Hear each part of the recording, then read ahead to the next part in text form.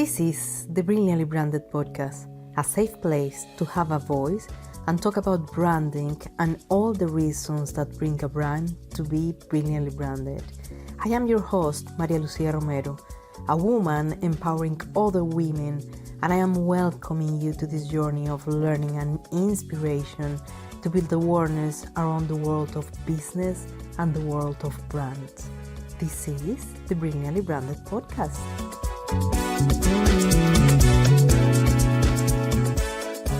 Willpower, resilience, focus, grit and determination are part of our conversation with a very inspirational swimmer in open water who made history as the first woman from Luxembourg to conquer the English Channel. How challenging it is to be able to just jump to the water with such a huge commitment with yourself? Well, she is Paule Kremer. She is an English school teacher that shared with us all the details about her preparation for the swims, not just in the mind, but the strategies that propelled her to victory in some of the world's most challenging swims. So as well, how mental readiness to overcoming obstacles, emphasizing that without a proper mindset, even the most rigorous training may fall short.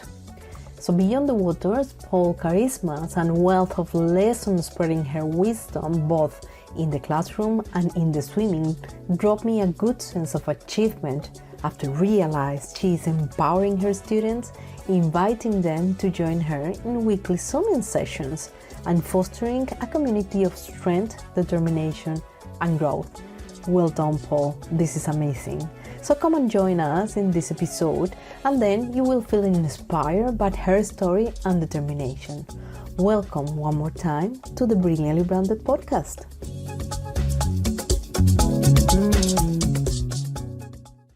Hello and welcome to the Brilliantly Branded podcast, another episode where I am really honored to have a truly extraordinary guest with us. And today our guest put her name in the swimming history. And recently one of the biggest things is she achieved the triple crown in open water swims. Is one of the things, just one. And just to give a little bit of context, she really have been doing the English Channel, following by the Catalina Channel swim in California the next year. So she have been doing a lot of things that I am so curious for her to share with us.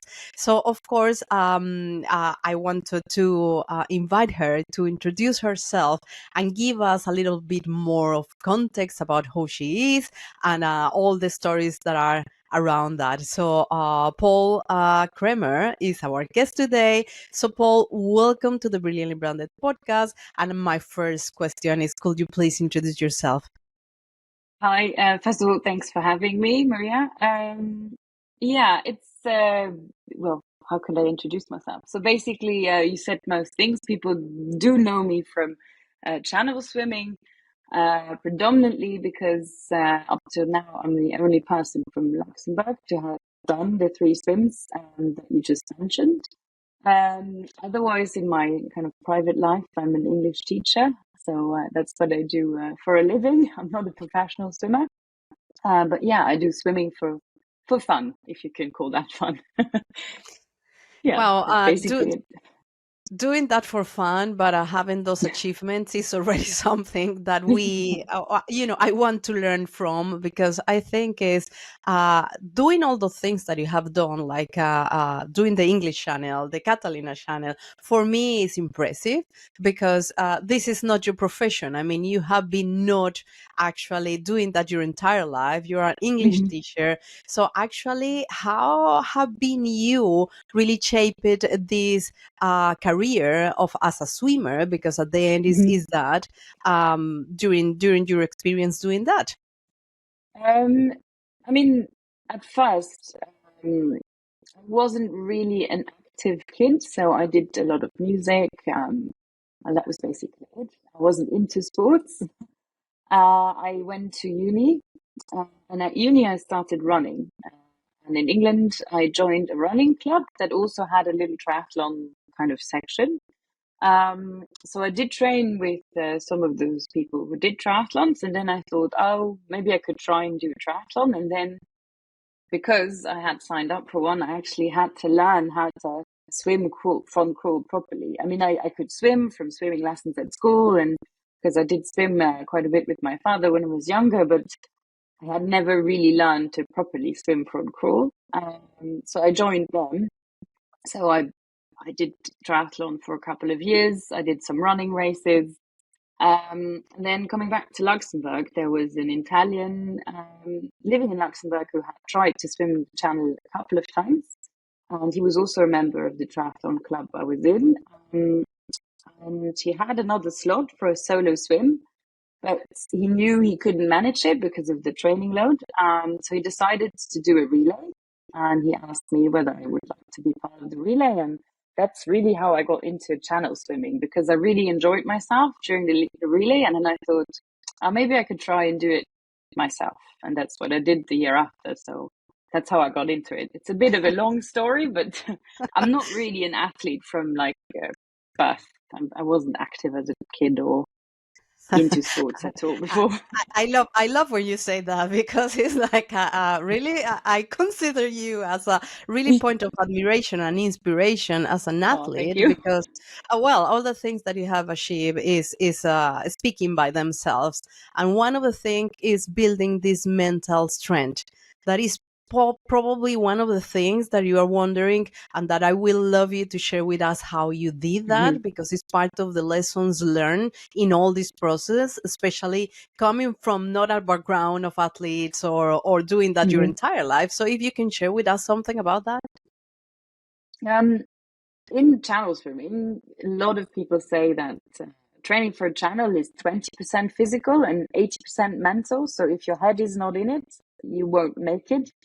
And that is what I had most difficulty with, because even when I was still doing triathlons or running races, I always kind of had my doubts about things, and I thought, oh, why am I doing at the end of my triathlon? Like, it's not a career, but if you could call it career, I was like, oh, why am I still doing this? And my head wasn't really into it anymore. Um, and then when I decided, okay, I'm actually going to do a channel swim, I thought, how how can you manage to do this? And then through the training, you kind of gain a lot of confidence, of course, but you still, I mean, I'm a person that doubts myself quite a bit. So I had to learn how to actually trick my head into believing that I could do it. And I had a couple of strategies. So I tried, when I did the channel, I tried to do hypnosis. So I worked with someone who did hypnosis so that he could teach me how to get into like a flow. It didn't really work throughout the channel, but it does help you to kind of keep your mind focused though. Um, because in the end, all you have to do is swim. And that is what you have to keep on telling yourself. I mean, it's very hard to stay focused throughout the 14 hours. You can't. So you kind of lose your train of thought. And I often think of everything and nothing at the same time. That sounds a bit weird. But if you have a couple of strategies to just remember what you can think about during the swim, like some mantras. Some people I know that are also channel swimmers, they write stuff on their forearms so that they can look at it while swimming. Um, and Yeah, I think, yeah, and sorry to interrupt you, but I no, no, have no, go many ahead. questions. I have Yeah, many yeah. questions, especially related with how that works, because, we have been heard swimmers, but probably the swimming that you are doing in the channels is a special one. You just mentioned 14 hours, and this is something like, okay, um, I would love to know all the details about how that works, and more to give a little bit of context of our listeners, and actually to Yeah. show how you build up that strength, because hypnosis can help, as you well Hmm. said, but anyways, it's always up to you what are the things and the strategies that you choose to really achieve their goals and that. So Hmm. if you can explain us a little bit more about that, that would be lovely. Yeah, so the way a channel swim works is you get into the water, and the one time you're getting out is when you're actually done. So you're not allowed to leave the water at any point or touch anything else. So you're not allowed to touch the boat. and you're not allowed to have any outside assistance because otherwise you're disqualified. So you have to know mentally that as soon as you're in the water, you're on your own. There are people with you, and you have to rely on them and you have to trust them. And to be honest, that's also a big part of the mental strength I got is knowing that the team that they are there for me and that I can trust them. And often as a swimmer, you're getting told, just worry about the swimming, we do the rest. So every hour you get a feed, and that's also a little moment where you can briefly speak to your crew. And I don't know, sometimes you're allowed to wear a watch, sometimes you're not, but in the English Channel you're not, for example, but then you can look up to the boat, and that is something that helped me. And then as soon as you see the crew preparing your feet, you know, okay, another hour is up. So I kind of broke the swim into little chunks of 1 hour, and that helped me. That was one of the things, one of the strategies, not to look at the swim as a big kind of long stretch, but actually to just swim from feed to feed. And then when they gave me the last feed, they told me, okay, this is going to be your last feed, and then you'll make it. So that was one big help, not to kind of look at the channel, but to just swim from feed to feed, because that's what you're also doing in training, right? You just swim, and then after an hour you get fed, and then you swim again, and Oh my that's what goodness. helped me the most. Wow, that is Yeah. incredible because, well, for me is something that I haven't heard before. So for me, it's new, and I am really glad to know all the details that you have been sharing with us. And most importantly, you have been mentioned teams, you have been Mhm. mentioned strategy, you have been mentioned focus in certain way in Mhm. all the process that you are doing. So actually, what are the most challenging things? I mean, that is already super challenging. But in your personal experience, what have been the most challenging things when you are in during this process? It depends on the swim you're doing, and it also very much depends on the mindset you get into when you have the swim. In hindsight, I swam the channel not in my tide. That means that the weather wasn't good enough during my window, but the pilot gave me the opportunity to stay in England for a bit longer, and he made me swim 2 days afterwards when the currents were stronger. But that helped me to kind of always think, okay, he actually takes me on in his kind of week off, and he gives me this opportunity, so don't waste it. And in the channel, looking back, I always think that there were no problems, but I think the jellyfish in that case were the worst. So that was my biggest challenge, because they're very painful and you have to swim through them. But the fact that he actually made some time for me really helped. Um, for Catalina, I wasn't in a very good mindset, so it was painful throughout the entire swim. I doubted myself. I slowed down. It was very hard.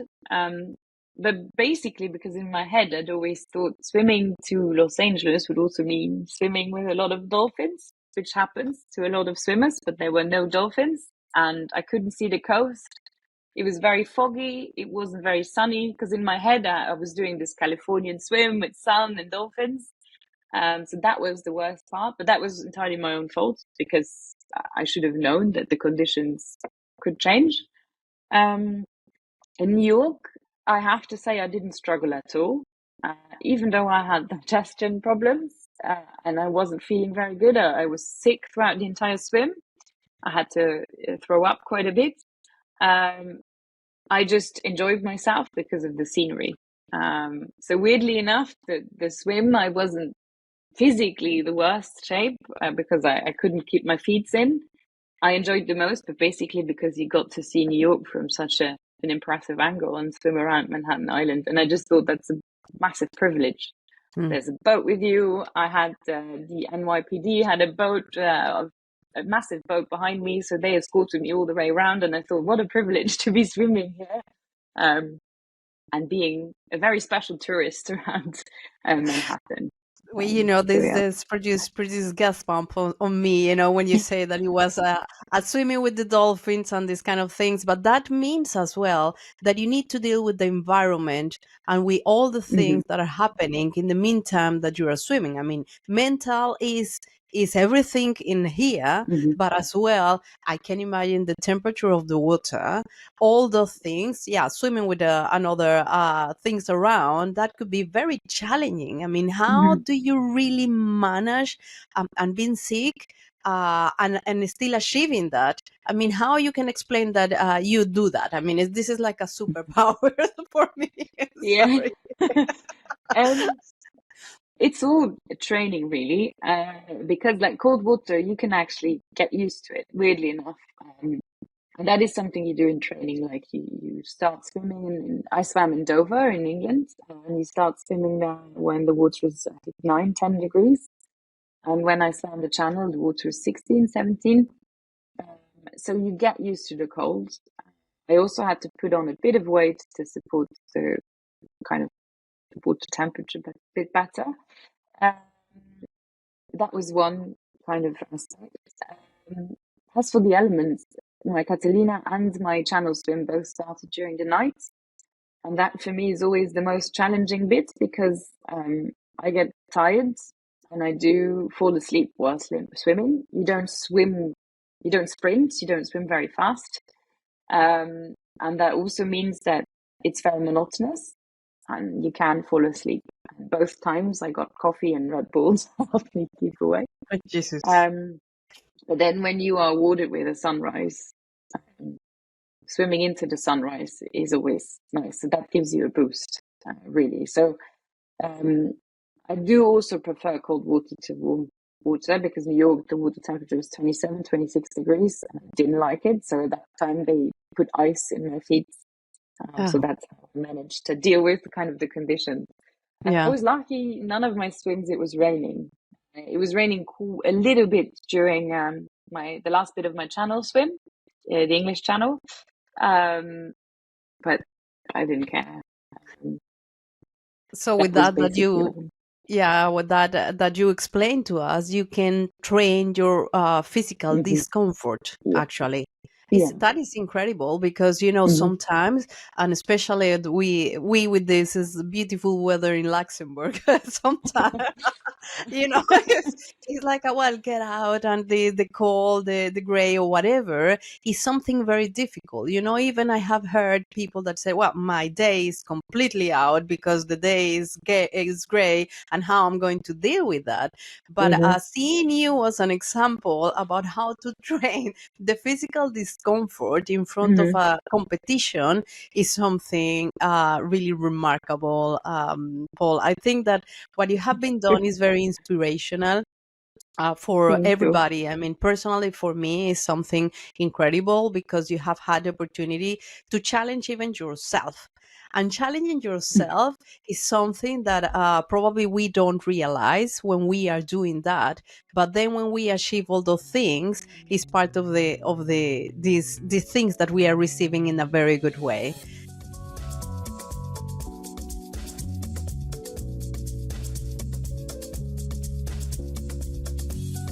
So, as a Hmm. part of this inspiring message that you can put across of the listeners that are now here with us, what you will let them to know that is actually the reasons why you keep this stamina going.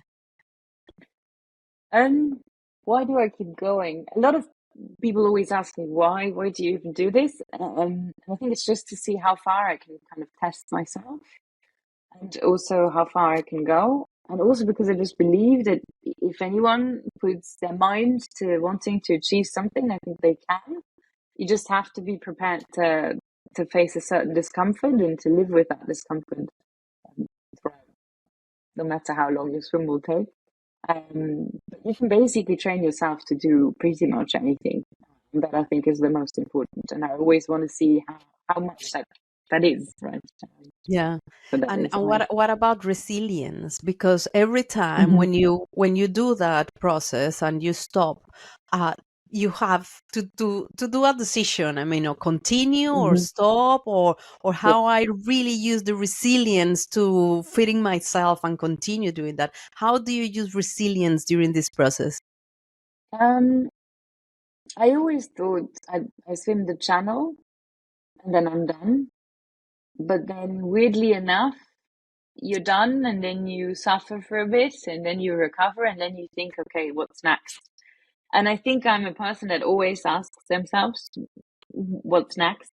And I think that is part of kind of my resilience and why I kind of keep going. Although I have to say that, weirdly enough, when you talk to me, I always say, I'm not sure I'll make the next channel. I'm not sure. I'm afraid. I'm not going into it blindly, right? I know that there's always some kind of doubts that come from my side, and there's always problems with any channel swim that you do, the weather conditions, the current, the water temperature. So I try and somehow look back on my achievements and think, okay, you've done it once, you can do it again. And that is part of how I kind of do it. I'm not the most resilient person, I'd say. But I always trick myself into thinking that I am, and then it works. That's true. Sometimes this is the story that we tell to ourselves sometimes that make us Yes, going and showing yes, up. exactly. Showing up. Mm-hmm. And talking about showing up, what is the way that you are showing up to training and showing up to be prepared to each of those challenges? Mm-hmm. As soon as I started, like I said before, I wasn't an active person since I got, well, until I got to uni. But ever since, I really like being physically active, which helps me to show up to the training.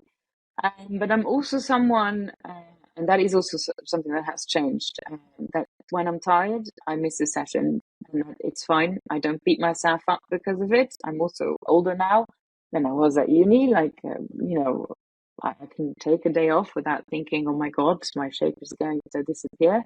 So I allow myself to also rest. And that is something I had to learn, because at first I always thought rest is like a waste of time, but rest is as important as training.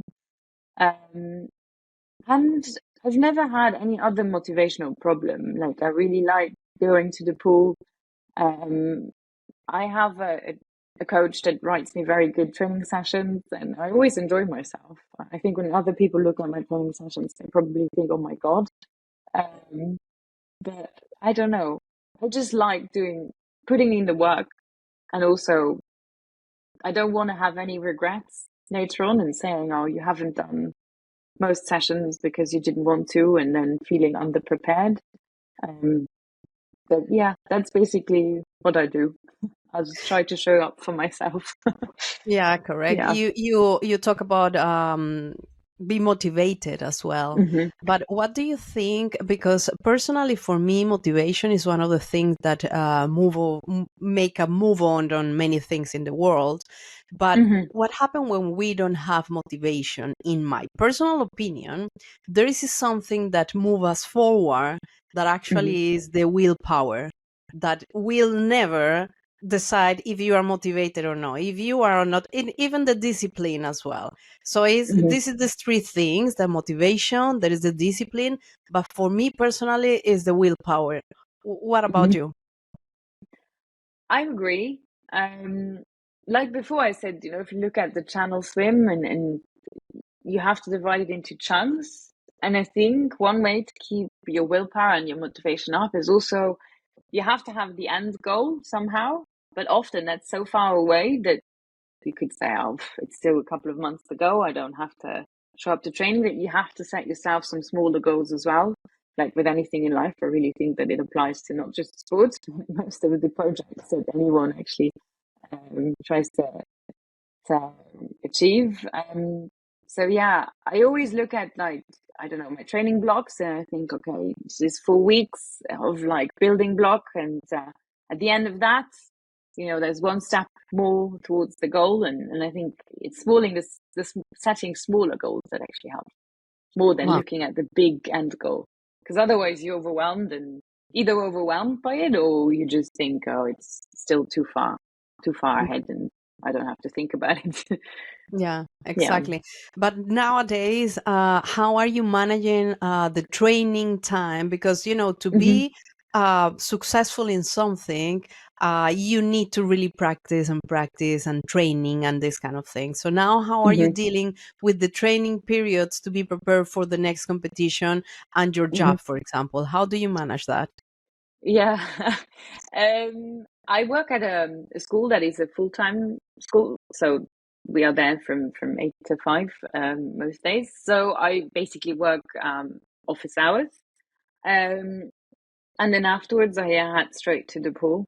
Um, I try and do that every day so that I don't come home in between too much, because otherwise, if I'm home, I try to lose too much time.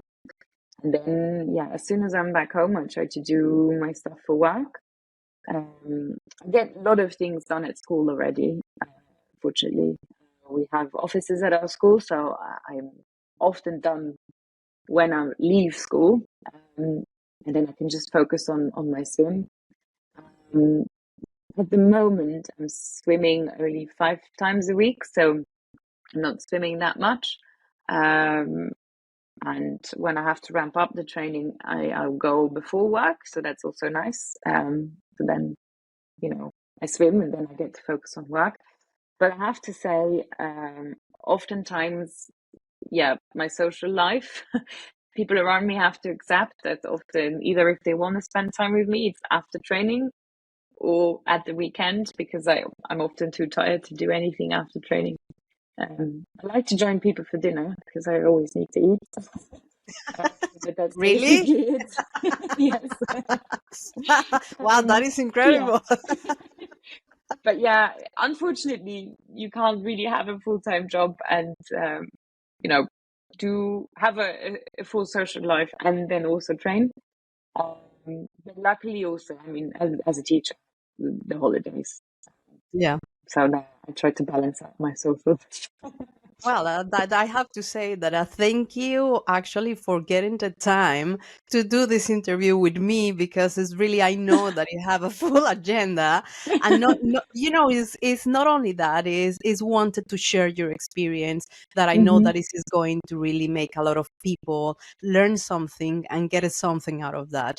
And part of the things that I am now came to mind is I know that you are an English teacher, but you are in a Hmm. school. So Hmm. how your experience in certain way, because these things that you learn and you are doing, that is not something that the schools are teaching or not that Hmm. I know. Have Hmm. you been involved in some processes on some proposals in how to teach to the kids what you are doing? I mean, this having this willpower, this stamina, this I mean, it's many things. Have you been there? Um, it's been different. I haven't actively like done anything in order to, teach something specific to my students in that regard. But um, funnily enough, like the last, like yesterday, they had the last kind of test, and then it was the last lesson after before the holidays because now we have 2 weeks off. Well, they have 2 weeks off. We only have 1 week off as teachers, but Yeah. and I said, so what do you want to do after your test? You want, I don't know, read something together? And then there was one girl asking, "Oh, could you tell us about your swims?" And then whenever they ask me, and they often do, I try and teach them that no matter what they want to achieve, and if they really set their mind to it, that they can. Because often when they're growing up, the doubts, also as teenagers, it's very difficult to kind of set a goal that for them is often very, very far away. Like, what do I want to be when I'm older? What kind of direction do I go at school in order to achieve this? So I'm trying to teach them that look at the smaller kind of goals and then set those. And then if you really want to do something, well, you have to work for it, but with the right mindset that you can achieve it. So that is something that I always try and instill in them. Yeah, and I do have one session a week where they can go swimming with me. Oh So I teach wow. them a bit, and that is where I I actually want teach to them be about part of swimming. that. I want to be part of that. Yeah, it varies. Like, there's not always, let's say, they prefer, I think at the same time, there's also football. So I think they do prefer going there. But I always have like around 10 students that join me. So that is pretty nice. So there I can actually teach them about the technical aspects of swimming, and that is fun as well. Yeah, Paul, you are really a role model. You are a Oh. powerful woman. And I am really proud to having you here. And I need to Thank give you. a thank you to Claudia Nomaster that Yeah, introduced you to me. And actually, I am so happy to have this interview with you and all the lessons and all the way that you have been sharing with us, that you have been building this up. thank you. That means that when you want, you can do things, and if you have the Yeah. purpose and the even not the motivation but the willpower is the reason why we are getting all this power out and do amazing Hmm. things. So congratulations for all the things that you Thank have you. been done, and especially for being an inspiration not just for women but for all genders that are now Hmm. listening to us. I don't know, Paula, if you want to say something else, to add something else, lessons, or actually advice to people that are listening to us in the way that they can learn something else from you. Yeah, since you mentioned like women, it is predominantly a female podcast. Yes. I'd always like to think that specifically in channel swimming, but in any sports, women can achieve as much as men. Specifically because I believe we have more willpower than men and better mental strength. And if you look at specifically long distance open water swimming, it's where women excel. So I like to think that it's very nice to be part of a sport where, if you look at the statistics, there's actually women leading most of them. But I believe that it is a mindset that any one of us can actually achieve that. And that is Yeah. kind of my final word. But yeah. Yeah, that is lovely, Paul, because actually you are completely right. We are capable to really do Mm-hmm. whatever we want and need. So it's just Mm-hmm. deciding to really get this willpower and continue and showing up and keep going. Yeah, So exactly. Paul, thank you very much for being here. And I Thank don't know you. if people want to contacting you to learn Mm-hmm. something else, if they can contacting you at some point. Yeah, sure. That will be amazing because you are Mm-hmm. a very open person, wanted to share this experience and letting others to learn from your experience. So thank you very much for being part of the Brilliantly Branded podcast, where of course what we are doing is give this empowerment to all genders and women Mm-hmm. empowerment as well. So thank you Mm-hmm. very much, Paul, for being here.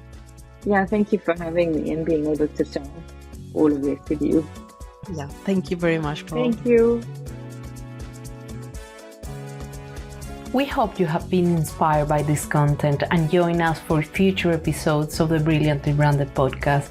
We will continue exploring the power of branding and the stories behind successful brands.